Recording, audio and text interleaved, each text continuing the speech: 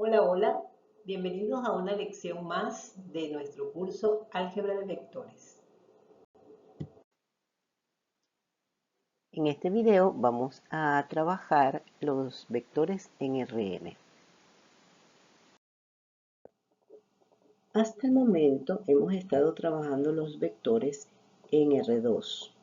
¿Qué significa que sean en R2? Bueno, como lo dice acá, vectores en R2 son vectores que tienen dos componentes, X y Y, dos dimensiones. Los puedo dibujar en el plano cartesiano XY.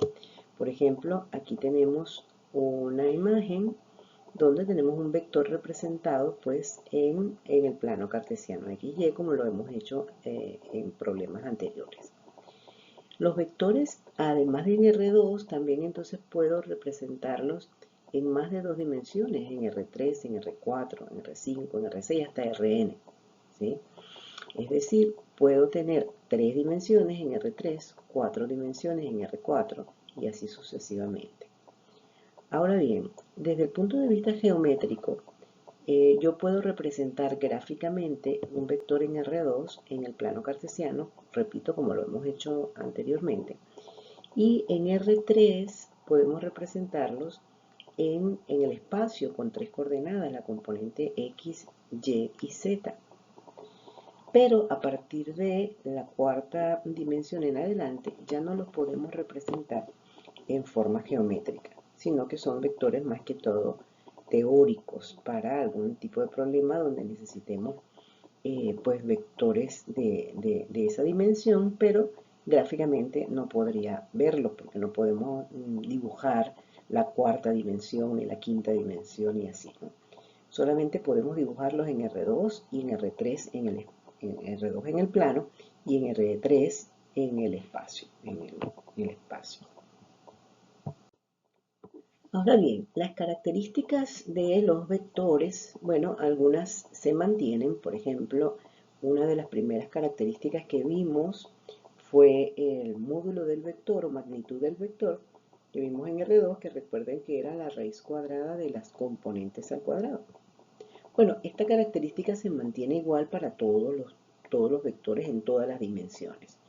Un vector en R3, su módulo será igual sus componentes al cuadrado, la raíz cuadrada de las componentes al cuadrado. Solo que aquí hay 3, y en R4 hay 4, y en R5 habrá 5, y en R6 6, hasta Rn, pues la cantidad de componentes que tenga elevadas al cuadrado. Cuando le saco la raíz cuadrada, eso me da el módulo o el tamaño del vector. En cualquiera de las dimensiones se mantiene esta propiedad del módulo del vector. Ahora, la otra de las características que vimos de los vectores era el ángulo o la dirección. En el plano hablábamos del ángulo siempre trabajando con el ángulo con el eje X. Como nosotros sabemos que en el plano entre el eje X y el eje Y hay 90 grados porque son perpendiculares, cuando yo obtengo el ángulo con relación al eje X, pues también tengo el ángulo con Y, porque el ángulo con Y sería 90 menos el ángulo con X, ¿no? Pero cuando voy a trabajar con vectores en Rn, ya como no estamos en el plano, cambia un poco, ¿no? En primer lugar, al tipo de vector que le podemos calcular ángulos es en R3. Recuerden que dijimos que era lo que podía graficar, ¿no? En R2 y en R3. Ya de R4 para adelante no tiene sentido que hablemos de dirección del vector porque no lo podemos representar gráficamente. Entonces, hasta R3 sucede que aquí sí tenemos que calcular varios ángulos. Miren que si yo represento este vector A, que es el vector que se dibuja aquí en rojo, y este es el eje X, este es el eje Y y este es el eje Z, el ángulo que forma con el eje X es este, del vector al eje X, y lo vamos a llamar alfa. Este otro ángulo que está aquí, desde el vector hasta el eje Y, es el ángulo que forma el vector con el eje Y, lo vamos a llamar beta. Y el ángulo que forma aquí arriba con el eje Z lo vamos a llamar gamma. Entonces este vector tiene ángulo alfa, beta y gamma. Alfa es el ángulo con X, beta es el ángulo con y gamma es el ángulo con el eje Z. Como habíamos dicho, pues los ángulos alfa, beta y gamma son los ángulos que forman el vector con X, con Y y con Z. El ángulo alfa, que es el que forma con el eje X, forma un triángulo rectángulo también con el eje X y el vector. Y el coseno del ángulo, que es el cateto adyacente, sería la componente X entre la hipotenusa, que es el tamaño del vector, el módulo del vector. Entonces la fórmula para calcular el coseno de alfa es X, la componente X a X entre el módulo del vector. A estos ángulos, a los cosenos de estos ángulos, se les llama cosenos directores. Los cosenos directores son los cosenos de los ángulos que forman un vector en R3 con los ejes X, Y y Z. Y se calculan de esta manera. El ángulo que forma con Y, que es beta, es la componente Y entre el módulo. Y el coseno del ángulo que forma con el eje Z es la componente Z entre el módulo. Entonces, estas son las formulitas para calcular los cosenos, a lo que vamos a llamar los cosenos directores. Si nosotros a estas fórmulas que ya tenemos de los cosenos directores despejamos el ángulo, nos quedaría, aplicando coseno a la menos 1, nos quedaría que alfa es igual al coseno a la menos 1 de AX entre el módulo del vector. El beta igual, pues despejándolo tendríamos coseno a la menos 1 de Y entre el módulo. Y gamma, que es el que forma con Z, sería el coseno a la menos 1 de la componente en Z entre el módulo del vector. Entonces, ahora en R3, cuando se pida cuál es la dirección del vector, hay que expresarlo con los tres ángulos, alfa, beta y gamma. No basta ya, como en el plano bastaba con un ángulo, en el espacio necesito los tres ángulos, alfa, beta y gamma. Ok, vamos a hacer este ejemplo. Me dan un vector llamado B, este vector B, y me piden que calcule su módulo, sus cosenos directores y sus ángulos directores. Vamos a empezar por el módulo. Recordemos que esta es la fórmula.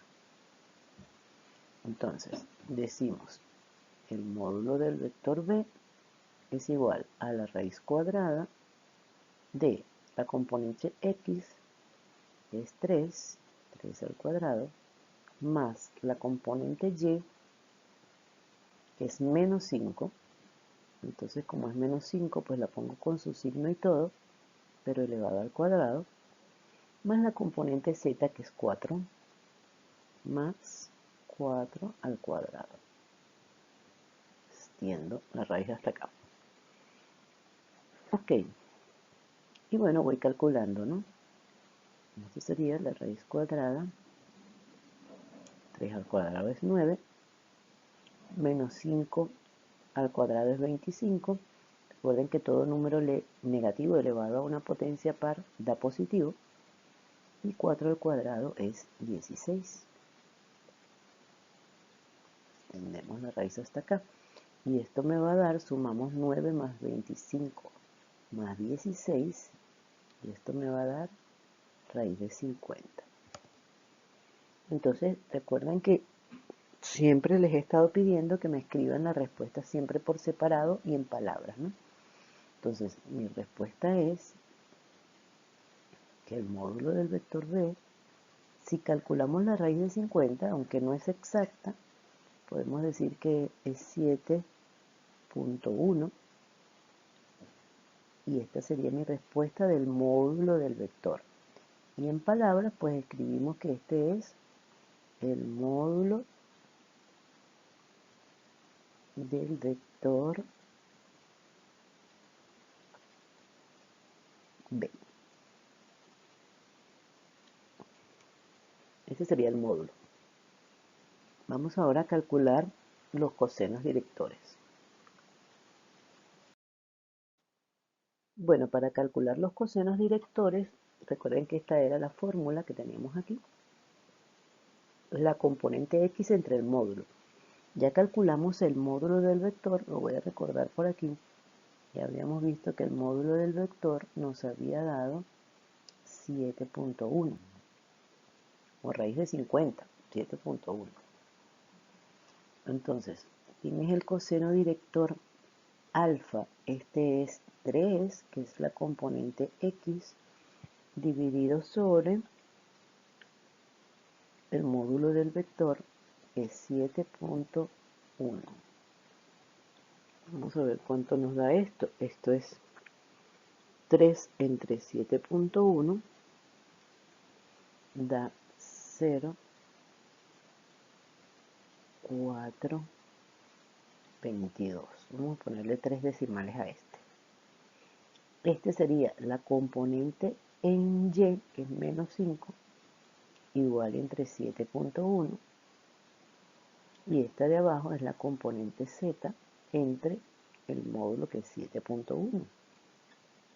Vamos a ver cuánto nos da esto. Este 5 entre 7.1 nos da 0,70,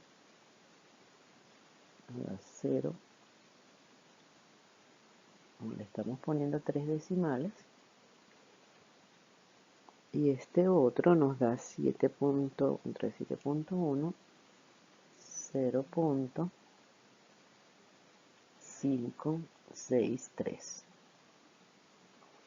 Y estos serían los cosenos directores. El coseno de alfa nos dio 0,422, el coseno de beta 0,704 y el coseno de gamma 0.563. ¿Cómo haríamos aquí? Bueno, esto sería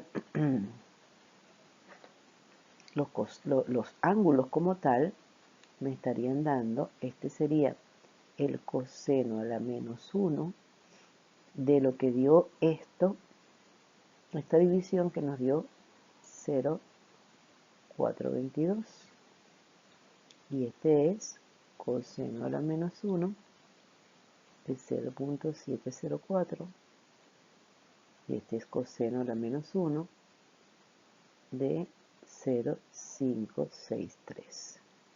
Voy a cambiar de color para no confundirnos aquí. Recordemos que esto es alfa, lo que estoy calculando. Alfa es igual al coseno a la menos 1. Vamos a ponerlo por aquí, coseno a la menos 1 de 0.422. Esto da, este ángulo da 66,6 grados. Recuerden que este es un ángulo, ¿no? Beta es coseno a la menos 1 de 704. Este me está dando 45,2